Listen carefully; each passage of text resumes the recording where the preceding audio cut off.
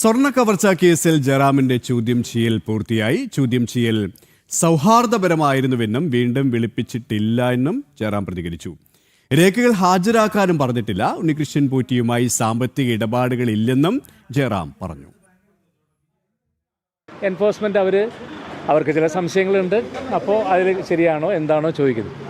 ഞാൻ നേരത്തെ ഇവിടുന്ന് പോകുന്നതിന് മുമ്പ് പറഞ്ഞില്ലേ, ഒരു ശബരിമല എന്ന് പറയുന്നത് നമ്മളുടെ എല്ലാ ഒരു വികാരമല്ലേ, ഒരു മലയാളി മാത്രമല്ല, നമ്മളുടെ ഓരോരുത്തരുടെയും ഒരു പ്രത്യേകതയല്ലേ. അപ്പോൾ അവിടെ നടന്നിട്ടുള്ള എന്തെങ്കിലും ഇങ്ങനത്തെ കൊള്ളരുതായ്മകൾ ഉണ്ടെങ്കിൽ അതെല്ലാം വെളിച്ചത്ത് കൊണ്ടുവരേണ്ടത് നമ്മുടെ ഓരോരുത്തരുടെയും കടമയല്ലേ. ഇത് എത്ര പേര് ഒരു ദിവസം കൂടെ നിന്ന് ഫോട്ടോ എടുക്കുന്നു, എത്ര പേര് ഇത്ര ഫംഗ്ഷൻ വിളിക്കുന്നു. നമുക്കിതിൽ ഏതാണ് നല്ലത് ഏതാണ് ചീത്ത വല്ല അറിയാം. വിശദാംശങ്ങളുമായി നിഷ ദിലീപ് ചേരുകയാണ്. നിഷ, എല്ലാ ചോദ്യങ്ങൾക്കും ഉത്തരം വേണം. ആ ഒരു ചോദ്യം തന്നെയാണ് ജയറാമിലേക്കും എത്തിയത്. മണിക്കൂറുകളോളമാണ് ചോദ്യം ചെയ്തത്. ചോദ്യം ചെയ്യലിന് ശേഷം എന്തൊക്കെ കാര്യങ്ങളാണ് ജയറാം പറഞ്ഞത്? വീണ്ടും ചോദ്യം ചെയ്യലിന് വിളിക്കാൻ സാധ്യതയുണ്ടോ?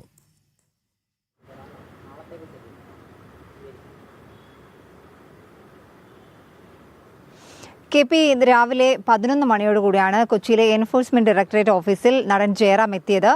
4 മണിക്കൂറോളം ചോദ്യം ചെയ്യൽ നീണ്ടു. 3 മണിയോടുകൂടി ചോദ്യം ചെയ്യൽ പൂർത്തിയായി. ജയറാം പുറത്തേക്കിറങ്ങി. ജയറാമിനൊപ്പം ഈ കേസിലെ മറ്റൊരു പ്രതിപട്ടികയില്ലെങ്കിലും കേസിലെ മുഖ്യകണ്ണിയായ കൽപേഷിനെയും ഇ ഡി ചോദ്യം ചെയ്തിരുന്നു.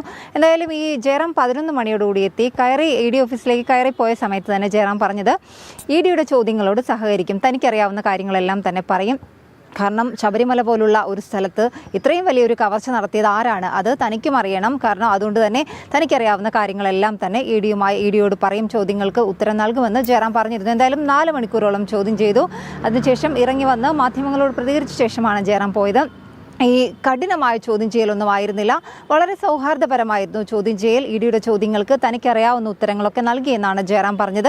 എന്തായാലും 2019 ഉണ്ണികൃഷ്ണൻ പോറ്റി ശബരിമലയിലെ ദ്വാരപാലക പാളികൾ ജയറാമിന്റെ ചെന്നൈയിലെ വീട്ടിൽ കൊണ്ടുപോയി പൂജ നടത്തിയിരുന്നു. മാത്രമല്ല ഈ പിന്നീട് ക്ഷേത്രത്തിൽ നടന്ന പൂജയിലും ജയറാം പങ്കെടുത്തിരുന്നു. അങ്ങനെ ഉണ്ണികൃഷ്ണൻ പോറ്റിയുമായി ജയറാമിന്റെ ബന്ധം, ഒപ്പം തന്നെ സാമ്പത്തിക ഇടപാടുകൾ, ഇതെല്ലാം തന്നെയാണ് പ്രധാനമായും ഇ ഡി ജയറാമിൽ നിന്ന് ചോദിച്ചറിഞ്ഞത്. എന്തായാലും സാമ്പത്തിക ഇടപാടുകൾ ഉണ്ണികൃഷ്ണൻ പോറ്റിയുമായി നടന്നിട്ടില്ല എന്നും വീണ്ടും ഒരു ചോദ്യം ചെയ്യലിന് ഹാജരാകാൻ ഇ ഡി നിർദ്ദേശിച്ചിട്ടില്ല എന്നുമാണ് ജയറാം മാധ്യമങ്ങളോട് ഈ ചോദ്യം ചെയ്യലിന് ശേഷം പ്രതികരിച്ചത്. ഒപ്പം തന്നെ കൽപേഷിനെയും ചോദ്യം ചെയ്തിരുന്നു. ഈ കൽപേഷാണ് ഈ സ്വർണം ബെല്ലാരിയിൽ ഗോവർദ്ധന് കൊണ്ടുപോയി നൽകിയത്. കൽപേഷാണ്. സ്മാർട്ട് ക്രിയേഷൻസിൽ നിന്ന് സ്വർണം ബെല്ലാരിയിൽ കൊണ്ടുപോയി ഗോവർദ്ധന് നൽകിയത് കൽപേഷാണ്. കൽപേഷിനെയും ഇന്ന് എൻഫോഴ്സ്മെന്റ് ഡയറക്ടറേറ്റ് ചോദ്യം ചെയ്യാൻ വിളിച്ചിരുന്നു. കൽപേഷിനെയും ചോദ്യം ചെയ്ത് വിട്ടയച്ചിരുന്നു. എന്തായാലും 4 മണിക്കൂറോളം നീണ്ട ചോദ്യം ചെയ്യൽ.